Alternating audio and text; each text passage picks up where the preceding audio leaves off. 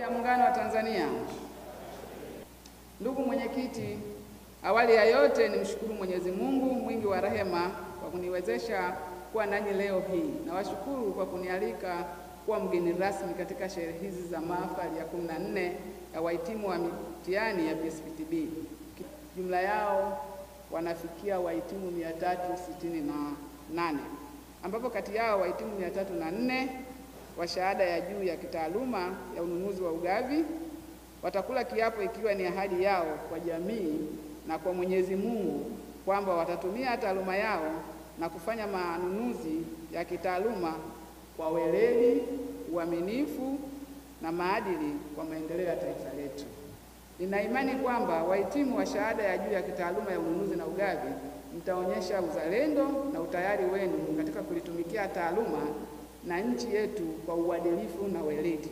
Kwa upande wa Wizara ya Fedha, tunaendelea kushirikiana nanyi katika jitihada ya kuongeza thamani ya taaluma ili iweze kuendelea kuwa na mchango mkubwa katika maendeleo yetu ya nchi.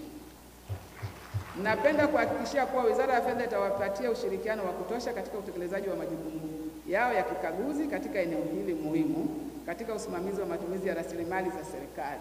Hivyo nitoe rai kwa makampuni ya ukaguzi kuona haja ya kuajiri wataalamu hawa ili kuwasaidia katika kutekeleza majukumu ya ukaguzi.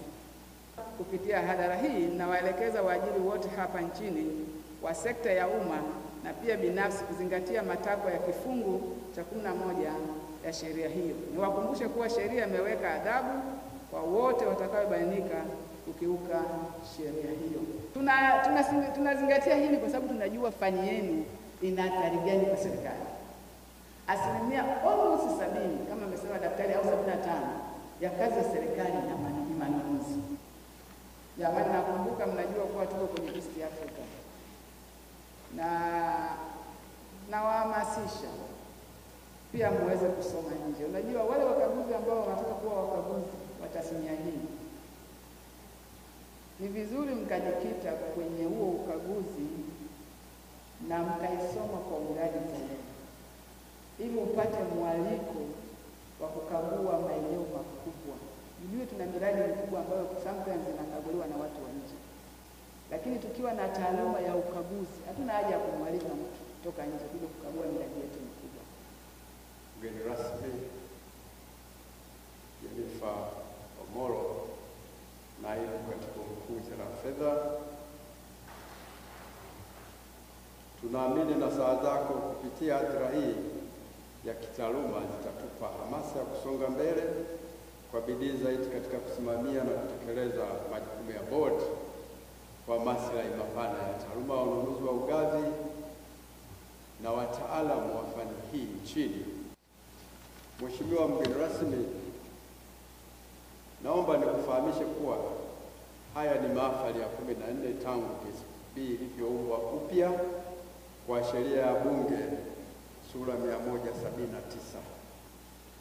Tunaendelea kuzingatia swala la maadili na weledi katika usimamizi wetu na hususan katika eneo la utoaji mafunzo ya kitaaluma na usimamizi wa mitihani. Kwa majina naitwa Clopa Jackson. Nasikia furaha sana siku ya leo kugraduate masomo haya ya manunuzi katika kiwango katika level ya CPSP. Na natumai elimu hii inaenda kuisaidia jamii yangu inayonizunguka hasa katika nyanja ya teknolojia. Kama unavyojua kwa sasa teknolojia imekuwa kubwa sana. Kuna AI zimekuja, vifaa device product nyingi zimekuwa zina interact na teknolojia iliyopo, ambayo inatulazimisha sisi kuwa makini katika ununuzi hasa wa hivi vitu ambavyo vinatumia teknolojia kwa kuzingatia viwango bora ambavyo vimepitishwa na serikali na kwa kuangalia idadi au nikimaanisha quantity ambayo mtu anatakiwa atambue vinahitajika kwa ukubwa gani na vinaenda kusaidia jamii katika nyanja ipi. Ili kuwa mwanafamilia bora wa Global TV, usisahau kusubscribe, like, kushare na kucomment. Baada ya kusubscribe, bonyeza alama ya kengele ili kupata taarifa kwa kila video inayopanda Global TV Online.